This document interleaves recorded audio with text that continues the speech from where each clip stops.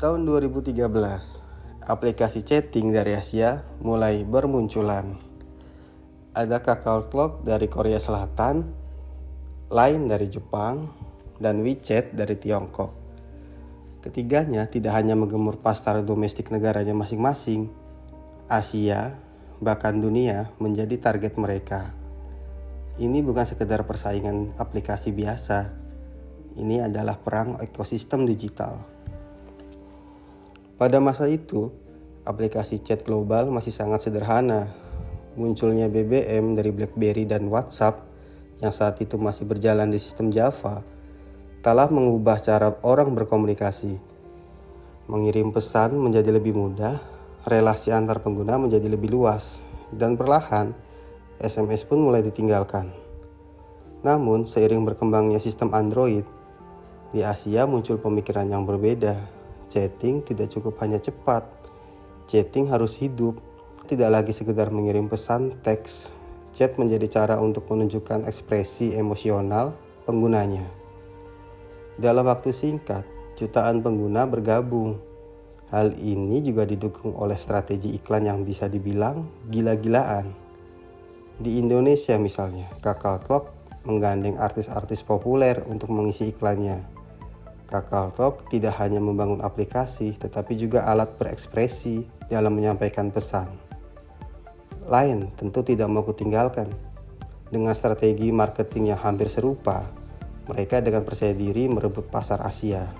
Di Indonesia sendiri, Line sempat menghebohkan dunia maya dengan meluncurkan serial mini film AADC. Dalam serial tersebut, para pemain AADC berinteraksi menggunakan aplikasi chatting Line. Sebuah strategi yang berkelas dan sangat efektif untuk menarik pengguna baru.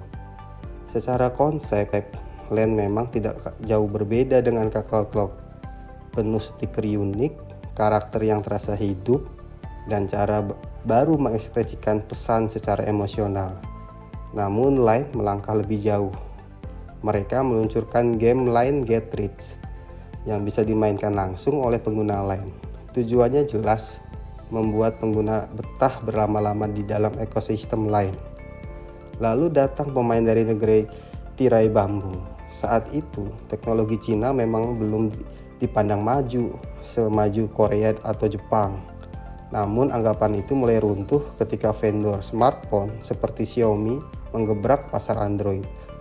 Momentum itu dimanfaatkan dengan baik, bukan hanya oleh produsen perangkat keras, tetapi juga oleh aplikasi berbasis Android. WeChat hadir. Secara tampilan dan fitur, WeChat memang terlihat tidak jauh berbeda dari Line dan KakaoTalk. Stiker, hiburan, dan strategi marketing besar-besaran, WeChat ingin menawarkan pengalaman pengguna yang berbeda.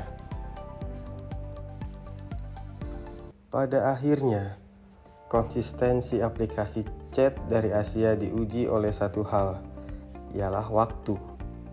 Waktu akan menentukan apakah sebuah aplikasi mampu terus bertahan di dalam ekosistem para penggunanya. Pada tahun 2013, aplikasi buatan Amerika WhatsApp memang masih unggul.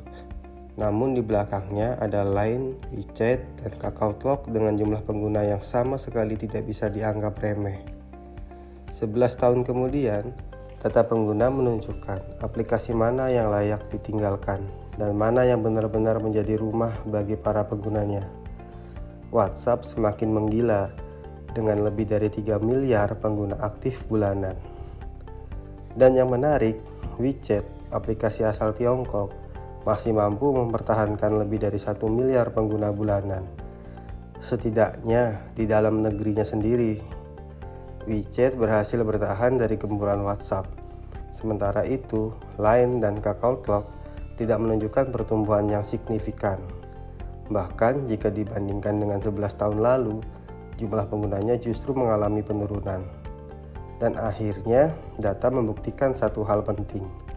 Aplikasi perpesanan yang sederhana, ringan, dan mudah digunakan oleh semua kalangan adalah aplikasi yang paling lama bertahan dan paling sulit untuk digoyahkan.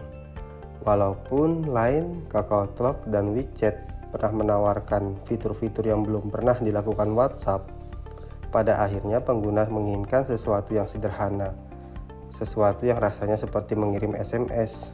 Bedanya, pesan dikirim bukan dengan pulsa, melainkan dengan internet. Dan kesederhanaan itulah yang membuat WhatsApp menjadi pilihan utama aplikasi perpesanan di era digital.